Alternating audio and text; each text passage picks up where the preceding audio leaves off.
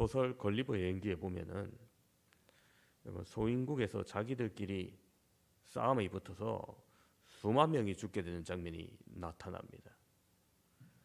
그 싸움의 원인이 여러분 삶은 계란을 까서 먹을 때 여러분 어디부터 입에 댑니까? 계란의 뾰족한 부분입니까? 좀 뭉툭한 부분입니까? 이것 때문에 의견 차이가 나서 소인국에서 소인들끼리 싸웠다는 거예요. 작가는 인간사에서 싸움의 원인을 분석해 보면 사실은 사소하고 보잘것없는 문제임을 지적하는 겁니다. 아마 뒤로 먹거나 앞으로 먹거나 짭짤하고 버석버석하고 똑같은 맛이지. 여러분 부부 싸움도 대부분 세계 평화나 민족 통일 같은 거시적인 문제로 싸우는 거 아닙니다, 그죠?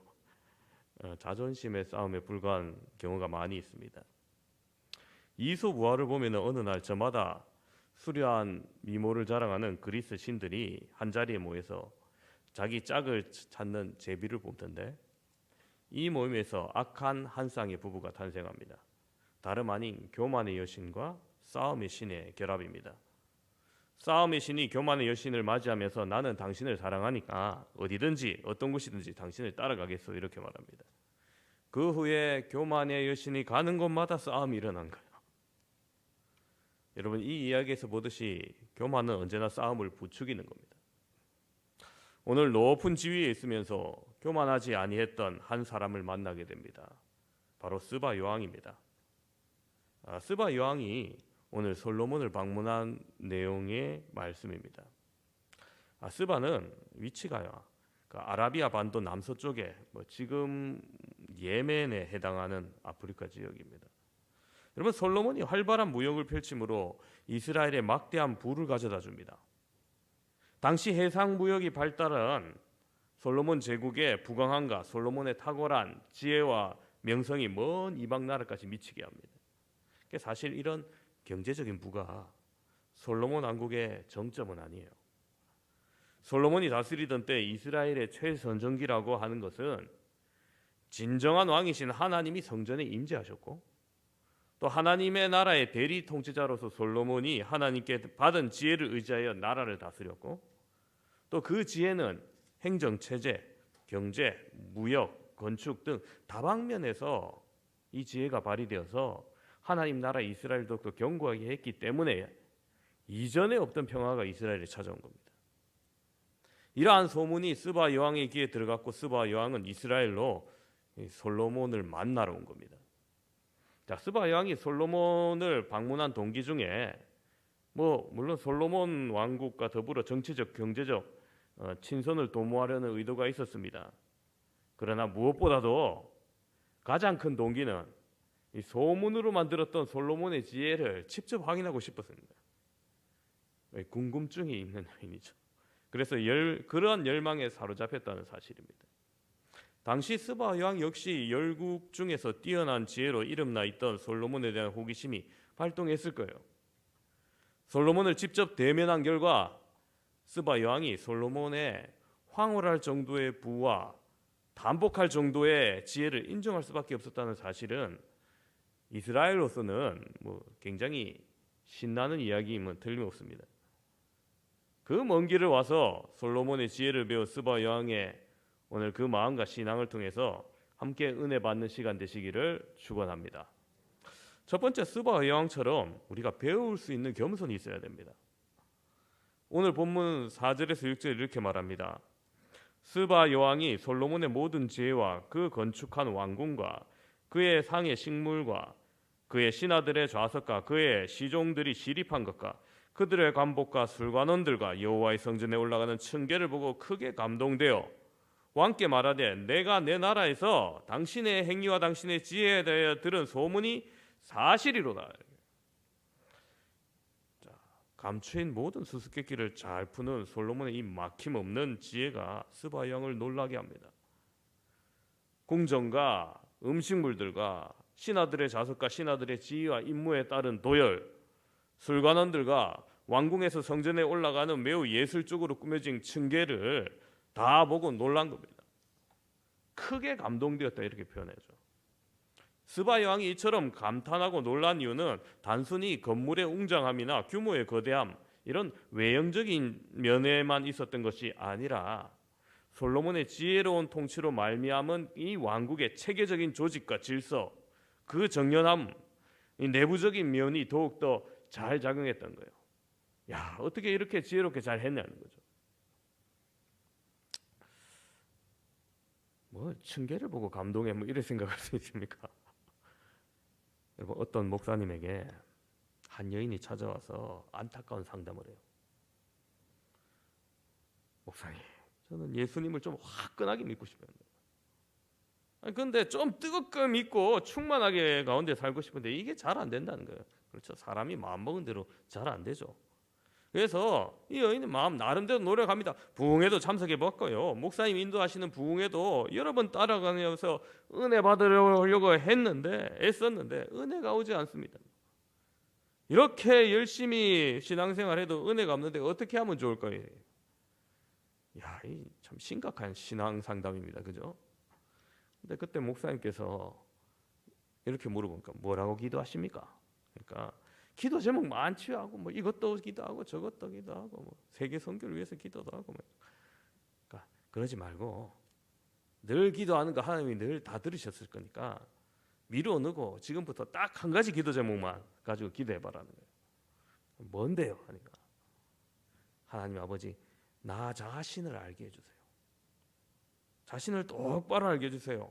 정직하게 알게 해주세요. 이렇게 한번 기도해 보라는 거예요. 정말로 그대로 이 착한 아주머니께서 그대로 순종합니다. 기도할 때마다 하나님 자신을 알게 해주세요. 나 자신을 똑바로 알게 해주세요. 바로 보게 해주세요. 뭐 이렇게 계속 기도하기 시작합니다. 간절히 그렇게 며칠을 기도했는데 정말 하나님께서 응답을 해주시는데 하나님의 거룩한 영광에 대비되어서 자신의 모습이 보입니다. 얼마나 추하고 더러운지 머리부터 발끝까지 성한 곳이 없어요.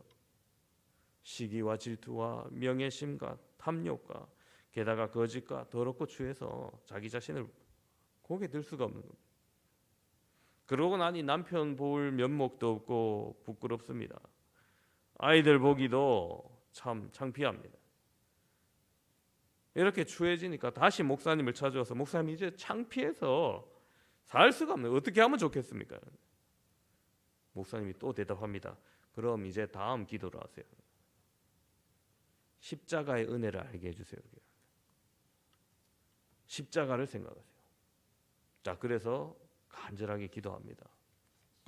하나님 저에게 십자가를 보여주십시오. 그를 위하여 대신 피 흘리신 모습을 하나님께서 보여주세요. 그리고 내가 너를 사랑하노라. 그게 보이는 거예요. 너무 감격이고 은혜죠. 알고 있던 건데 너무 감격인 거예요. 비로소 은혜에 충만한 사람이 되었다는 그런 이야기입니다. 뭐냐 여러분 은혜 받으려면 자신을 알아야 된다는 거예요. 내가 누굽니까? 나의 나됨을 똑바로 알아봐야 된다는 거예요. 그러고 나면은 뭐 누구를 원망할 것이 없어요. 누구를 비방할 게 없어요. 섭섭하고 억울하고 분하고 택도 없는 겁니다. 내가 그런데 내가 더한데 여러분 그런 일이 있을 수 있어요. 오로지 감사할 뿐입니다. 여러분 은혜를 잊게 되면 나 자신의 의가 부정이 됩니다. 그래서 내 공로, 내 진실, 내 의, 내 노력, 내 지혜 아니고 다 없고요. 오직 은혜인 겁니다. 그것도 현실적인 은혜. 그 속에서 자기가 완전히 사라지고 은혜가 남게 되는 겁니다. 여러분 스바 왕을 한번 생각해 봅시다. 한 나라의 왕입니다. 부족한 것이 없어 보입니다. 그러나 스바 왕은 겸손히 자신을 보면서 더욱 배우고자 했습니다. 그래서 그 먼 나라 이스라엘의 왕의 지혜로움을 듣게 되고 여러분 웬만하면 그러면 어떻게 할 겁니까? 그럼 이스라엘에 좀 학식 있는 사람 데려와서 나한테 좀 개인 가해라 뭐 그렇게 할 수도 있잖아요. 불러와서 내가 좀 듣겠노라 할 수도 있잖아요. 근데 그녀는 솔로몬의 지혜와 정치를 배우기 위해서 그 먼 길을 온 겁니다. 여러분 스바와 예루살렘의 거리가 무려 2250km 됩니다. 우리나라 뭐 남북으로 다 횡단하고 훨씬 넘지 않은 2배 되는 거죠. 스바 여왕은 여러 가지 질문에 막힘없이 대답하는 그 솔로몬을 바라보면서 왕이 알지 못하여 대답하지 못한 것이 하나도 없었더라 이렇게 대답합니다. 그렇습니다. 솔로몬에게서 발견한 지혜의 근본이 바로 여호와 하나님이구나, 여호와를 섬기는 일구나 깨닫게 됩니다. 솔로몬의 잠언 1장 7절에 이렇게 말하죠. 여호와를 경외하는 것이 지혜의 근본이다. 그렇습니다. 여호와를 경외하는 것에서부터 이 지혜가 시작된다는 것을 아는 겁니다. 스바 여왕은 솔로몬에게서 하나님의 지혜, 곧 참된 지혜를 발견했을 것입니다. 그리고 그것을 배우고자 소망합니다. 여러분, 오늘 성경에는 구체적으로 나오지 않지만은 전승과 여러 가지 문헌에 의하면 스바 여왕이 하나님 섬기는 방법을 배워가요. 뭐 제사의 방법이라든지 법계의 모형 같은 것들이라든지 이런 것들을 얻어갑니다. 여러분, 교만한 사람은 자기가 최고라고 생각하기에 아무것도 배우려 하지 않습니다. 그러나 스바 여왕은 솔로몬의 지혜, 행정, 정치, 그리고 진실한 하나님을 향한 신앙, 섬김, 이것을 배우는 겸손한 사람이었던 겁니다. 배워야 겸손하고 능력 있는 사람이 됩니다. 여러분, 우리는 하나님께 늘 배워야 합니다. 그래서 하나님 말씀을 늘 사모하고 배워야 돼요. 그렇게 가르치며 봉사하는 지도자가 되기 위해서 더욱 배워야 됩니다. 스바 여왕처럼 늘 배우는 겸손한 성도 되시기를 축원합니다. 두 번째로 스바 여왕처럼 칭찬하는 마음이 있어야 됩니다. 우리 7절 8절 보시면 내가 그 말들을 믿지 아니하였더니 이제 와서 친히 본즉 내게 말한 것은 절반도 못되니 당신의 지혜와 복이 내가 들은 소문보다 더하도다. 복되도다 당신의 사람들이여, 복되도다 당신의 이 신하들이여, 항상 당신 앞에 서서 당신의 지혜를 들음이로다. 여러분, 처음 스바 여왕은 솔로몬에 대해서 들려온 소문, 아무리 그래도 설마 그럴까, 좀 과장되었을까 이렇게 생각했던 겁니다. 여러분, 소문이 조그마한 소문이 막 점점 부풀어지는 그런 일들 많잖아요. 뭐 침소봉대하는 일들이 있잖아요. 보통 귀에 들려오는 소문이 눈으로 목격하는 실상은 하찮을 수 있기 때문이죠. 그런데 이런 상식을 뒤엎고 소문이 실상에 오히려 못 미친다 이렇게 말함으로써 스바 여왕은 솔로몬에 대한 찬사를 아주 강렬하게 표현한 겁니다. 여러분, 그래요. 좀 칭찬할 줄 알아야 됩니다. 칭찬에 대단히 인색하신 분들이 있습니다. 아주 뭐 칭찬하고 싶으면 좀 했네 뭐 이 정도 하시고 예. 여러분, 이러한 지혜의 왕 솔로몬을 모시고 있는 신하들과 백성들이 참으로 너희들이 복되도다 뭐 이렇게까지 칭찬해요. 여러분, 스바 여왕이 참 이런 걸 보면 지혜로운 여인 같아요. 외계적 언변이 유창한 겁니다. 칭찬과 존경을 아끼지 아니하는 열려진 사람인 겁니다. 불평과 원망, 꾸준한 책망의 사람이 아니라 늘 긍정적이고 발전적인 모든 사람에게 용기를 주는 훌륭한 지도자였던 거죠. 낙심한 사람에게 용기를 주고 수고한 사람에게 인정과 칭찬을 주는 사람들은 분명 훌륭한 지도자입니다. 그런 면에서 스바 여왕은 남자를 능가하는 훌륭한 지도력을 소유한 사람인 거죠. 여러분, 세계 역사를 볼 때 누구나 화평을 원하지만은 전쟁이 끊이지 않는 것을 보게 됩니다. 왜 그렇습니까? 또 사람의 마음속에 항상 평안이 있기를 바라면서도 평안이 아니라 근심과 걱정과 때로는 두려움과 이런저런 공포 가운데 살아가고 있습니까? 왜 그렇습니까? 이런 문제에 대해서 해답을 주는 한 이야기가 있습니다. 여러분, 한번 들어보시기 바랍니다. 어느 청명한 날에 닭 한 마리가 지나가다 실수해서 오리발을 밟아요. 그 뭐 닭발이나 오리발이나. 근데 별로 아프지도 않는데 오리가 버럭 화를 내면서 네가 나를 밟아 하면서 뭐 그럴 수 있어 하면서 못마땅하게 막 싸웁니다. 오리와 닭이 싸워요. 부더덕거리죠. 부더덕거리다 날개에 갑자기 옆에 있는 거위가 싸대기를 맞습니다. 거위가 또 화를 내면서 아니 니깐 놈들이 감히 나를 때려 하면서 또 한바탕 소란이 납니다. 그러다 보니까 옆에서 잠자고 있는 고양이를 그만 건드리고 말았습니다. 고양이가 소리 지르면서 이 건방진 것들 하면서 내가 물어 뜯겠다고 막 날 때니까 얼마나 소란스럽겠습니까? 닭, 오리, 거위가 푸덕거리고 막 깃털이 날리고 그러다 보니까 염소를 그만 건드리고 맙니다. 염소도 이 건방진 고양이가 어디서 염소한테 대드냐면서 고양이를 뿔로 받으려다가 고양이가 잽싸게 피하니까 그만 말 옆구리를 쿡 받아버렸어요. 그러니까 말이 또 이것들이 감히 누구한테 손을 대냐면서 온 뭐 농장하고 마구간이 야단법석이 납니다. 온통 싸움판이에요. 이 꼴을 보고 농부가 큰 소리로 조용히 해! 하니까 순식간에 갑자기 쫙 조용해지는 거예요.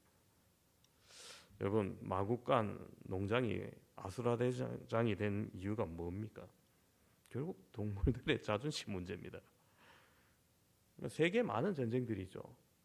지금도 전쟁을 하고 있습니다.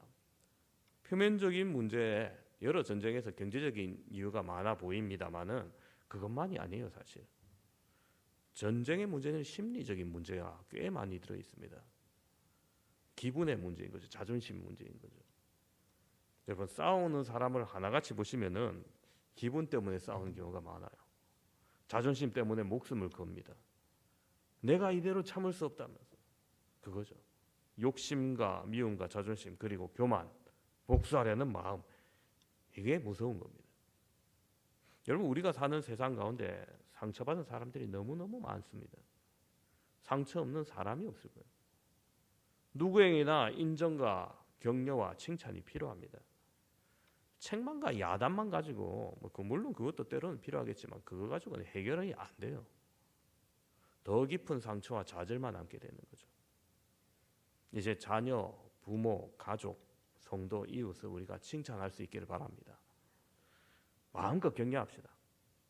용기와 희망을 줍시다. 호통만 칠 것이 아니라 칭찬하고 격려하는 사람이 됩시다. 주위에 가난과 병과 실패와 고통에 있는 사람들 너무나 많습니다. 우리 교회 안에서도 수고하는 교사, 성가대, 찬양단, 구역장, 권찰, 차량으로 식사 당번하시는 분, 방송실에서 영상하시는 분, 안내, 각 분야에서 충성하시는 분들 여러분 보시면은 격려하시고 칭찬하시기 바랍니다. 더 잘하실 겁니다. 얼굴과 분위기가 달라질 거고요. 놀라운 시너지 효과가 나타날 겁니다. 놀라운 감동과 감격을 체험하게 될 겁니다. 힘들고 지친 사람들과 수고하고 봉사하는 사람들에게 오늘 스바 여왕처럼 예수 그리스도의 이름으로 격려하고 칭찬하는 성도 되시기를 축원합니다. 세 번째로 스바 여왕처럼 하나님을 송축해야 됩니다. 오늘 본문 9절 10절입니다. 당신의 하나님 여호와를 송축할지로다.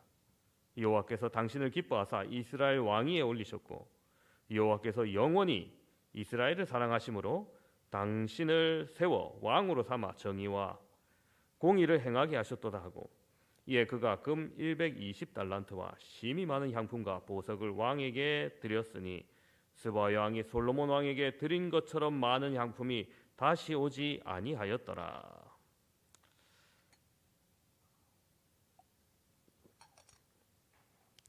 그렇습니다, 여러분. 스바 여왕은 하나님을 송축했습니다.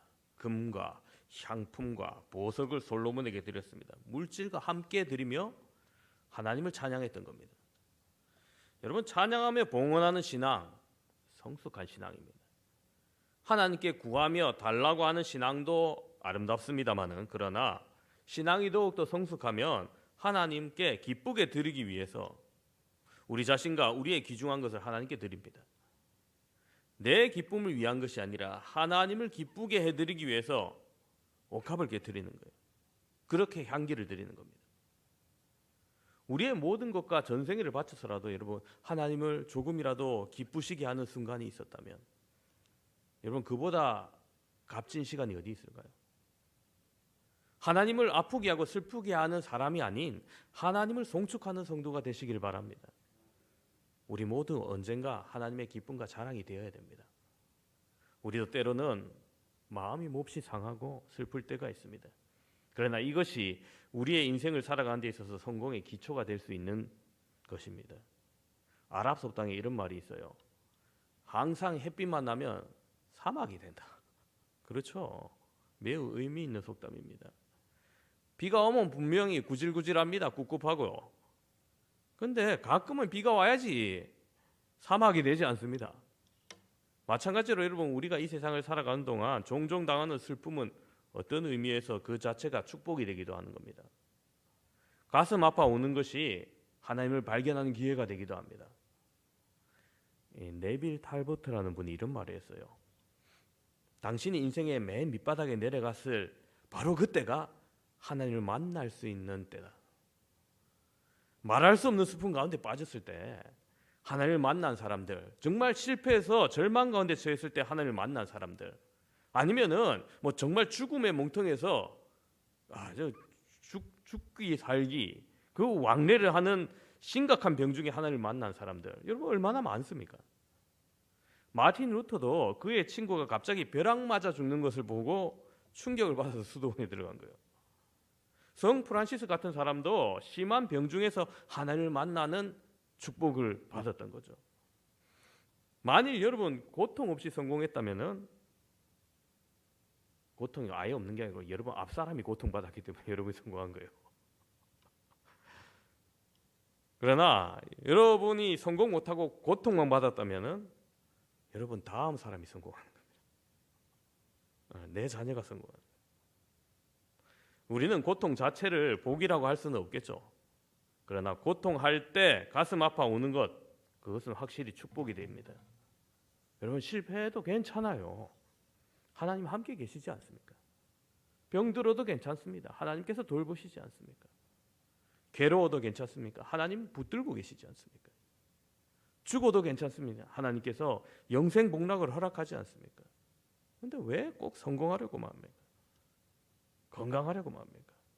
즐겁게 살려고만 합니까? 성공하면 하나님 함께 하시고 실패하면 하나님 버리신다고 생각하십니까? 아닙니다. 건강하면 하나님이 돌보시고 병들면 하나님이 돌보시지 않는다고 생각하십니까? 아닙니다. 어떻게 보면 우리의 인생이 성공하냐 실패하냐는 그다지 중요하지 않습니다. 건강하냐 병드는 것도 그렇게 중요하지 않아요. 내가 사느냐 죽느냐도 중요하지 않습니다.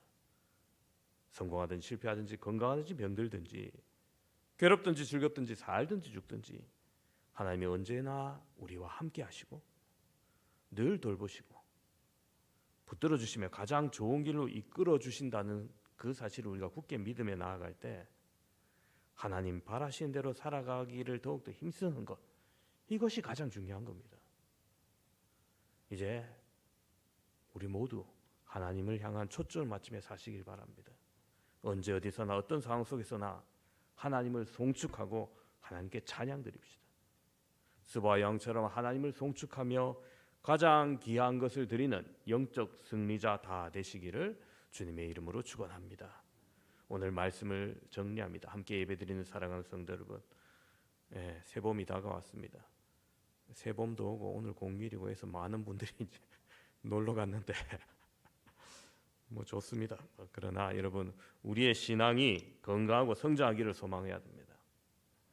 그리하여 여름 과실처럼 알차고 연그러가고 가을에 추수할 수 있도록 준비하고 땀을 흘려야 됩니다. 오늘 스바 여왕의 모습 우리가 함께 살펴보았습니다. 스바 여왕처럼 겸손합시다. 스바 여왕처럼 칭찬합시다. 스바 여왕처럼 하나님을 송축합시다. 그렇게 살아서 하나님 앞에서 최고의 신앙인이 다 되시는 저와 여러분 되시기를 주님의 이름으로 축원합니다.